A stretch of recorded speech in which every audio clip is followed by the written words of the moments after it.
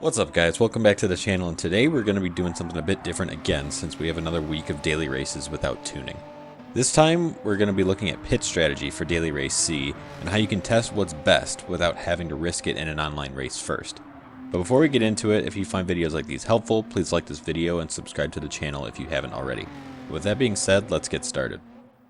So for daily race C, fuel consumption is set to 7 times and tire wear is set to 15 times. So we're at Brands Hatch in a Group 3 car, so that means if you drive your car as hard as possible on the most aggressive fuel map, you'll need to make a pit stop for fuel and most likely tires. But we want to figure out if there's a different strategy you can use to save time in the pits to get a faster overall race time, so that's what we'll be doing here. Now some of you may just want to learn as you go with these races, but for those who want to go in prepared from the start, you can set up a test session in a custom race like I did here. You can do this by going to any track in single player and choosing a custom race. From here, we'll just match the settings from the daily race. So you can see we've got 13 laps, just like in the daily race. We also have our fuel consumption set to 7 times, and then our tire wear is set to 15 times, which is the same. Weather doesn't really matter here because there's no rain. You want to swap to rain tires for this race. And the skybox doesn't really seem to change track temperature or grip levels either from what I've tested. So you can set those to however you want. You can match the race if you want. And we're also on a 1 make, so the AI has the same car we do. We set it to professional so we don't lap him in the middle of our test. And it's only 1 AI car to minimize interference further. And then everything else can be left to default. Before you do this though, make sure you have a decent idea of your pace around the track. Running consistent laps is important for this type of testing, so it's best to have a solid idea of your pace around the track so you can benchmark appropriately. With that in mind, our first test will determine if we need to take new tires during this race. I'll be running a full session without taking tires to see how much pace we lose. To save you all the trouble of having to test this, I'll tell you that taking tires during a pit stop adds about 5 seconds to the total stop time, so we have to keep our time loss under 5 seconds on old tires. These first few laps go well as expected, but even as we're approaching lap 6 or 7, the tires definitely start to give up a bit. You can run the same lap times, but you'll be working harder for it. You can see here I'm having a bit of trouble finding grip already.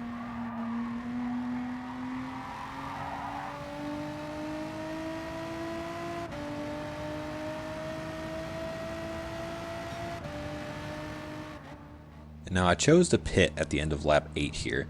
I could have gone to 9, but it's not super important for the sake of this test. But I've added just enough fuel here during this stop to finish the race, and I opted out of taking new tires.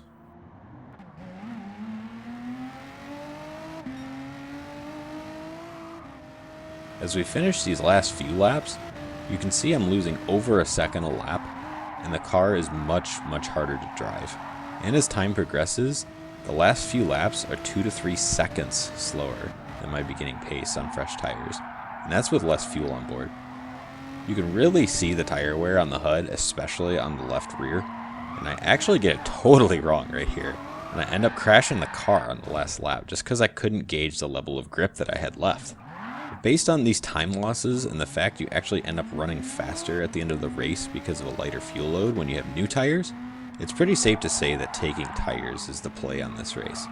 I had a feeling this would be the case just based on Daytona, because that race was a similar length, but the track is less demanding on tires than Brands Hatch, and even that was a tough call on whether you should take tires or not.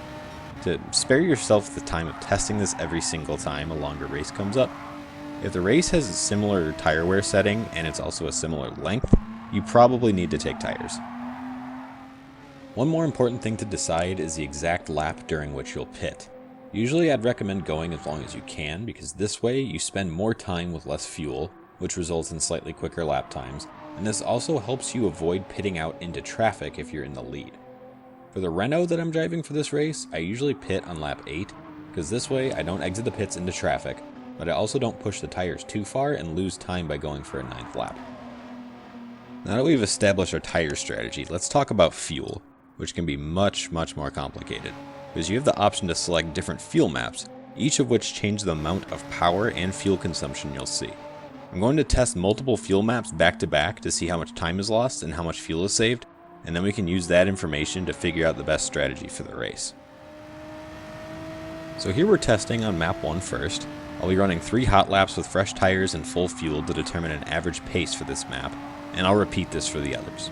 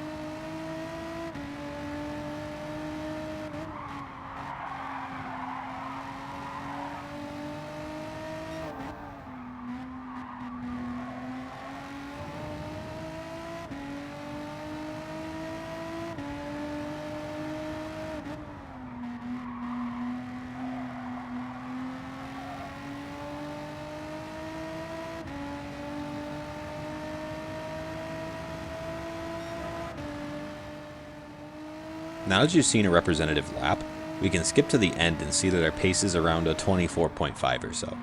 There's definitely more time to be had, but I think these are good average laps for this purpose.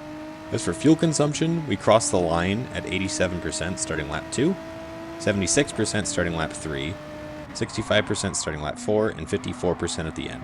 So that's about 11% a lap. That means we can run 9 laps on a tank at map 1.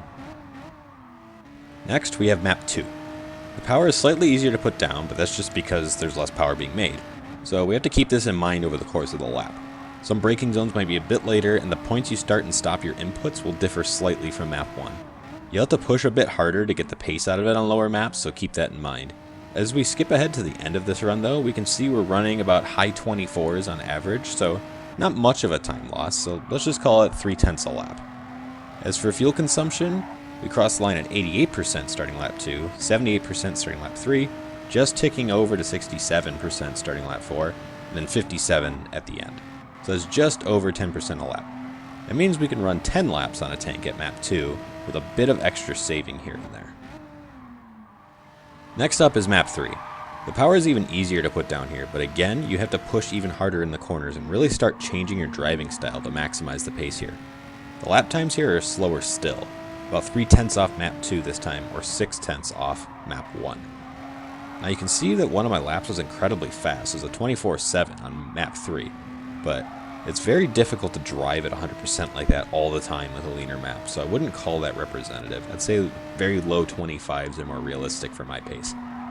As for fuel this time, we started at lap 3 at 79%, lap 4 at 69%, lap 5 at 59%, and then we ended at 49%, so it's right around 10% a lap. We aren't able to do another lap on fuel here, and we're losing time, so we should probably throw this one away over map 2. Now that we've seen we can save a lap on fuel with pretty minimal time loss, we need to see if it's worth it. If you look at this pit stop from the first race that I've done here, you can see it takes about 1 second per lap of fuel added to the tank, so that means we can only lose a second from the leaner map over the course of the whole stint to break even on time. And based on the lap time comparison, we'd be losing 3 to 4 seconds over the course of the race on map 2 versus map 1. So it's in our best interest just to run as fast as we can and fill up the minimum amount to finish the race from there.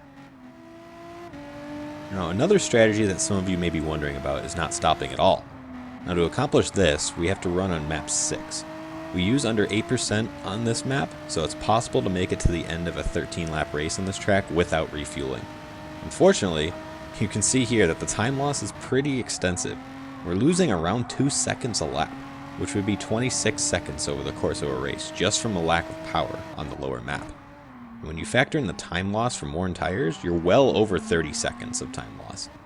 Now, if we look back at my race replay, we can figure out how much a worst-case pit stop costs us in time. That is, taking tires and refueling while running on map 1 the whole race. To get a good idea of this, let's take the in and out laps for my pit stop, subtract the lap times around them, and that will give us a very good estimate of direct time loss from pitting. My in lap was a 140, and the lap before it was a 125, so let's call that 15 seconds. My out lap was a 127, and the lap after it was 124, so that's 3 more seconds, making it 18 in total. That's far less than the 30 plus you'd lose from skipping the pit stop altogether. So with that in mind, it's pretty clear that taking tires and running on map 1 is the optimal strategy for this race. Now before we wrap up here, there's one more thing I wanted to cover. This strategy is best in a vacuum, assuming you'll be running by yourself the entire race.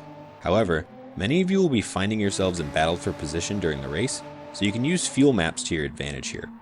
For example, if I'm behind a car that I can't quite get past even though I'm slightly faster on raw pace, I can turn my fuel map down 1, run the same pace behind that car, and then I can pit 1 lap later if I so choose, as well as refuel 1 less lap of fuel during my stop.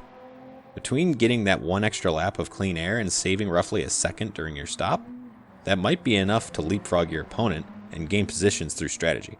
So keep your eyes open for those opportunities, because it's very rewarding when you pull it off. Also keep in mind that every car is a bit different when it comes to tire wear and fuel consumption, so make sure you're aware of what your car of choice is like in terms of fuel consumption and tire wear. Most of the cars should be pretty similar, but they might differ by a lap or two depending on the car, so just make sure you're aware of that when deciding on your strategy. That's about it for this time, guys. Hopefully that provided some insight on deciding race strategy and how you can use it to get your race times down a bit. As always, if you found this video helpful, please leave a like, leave your thoughts and questions down in the comments below, subscribe to the channel if you haven't already, and I will see you in the next one. Thanks.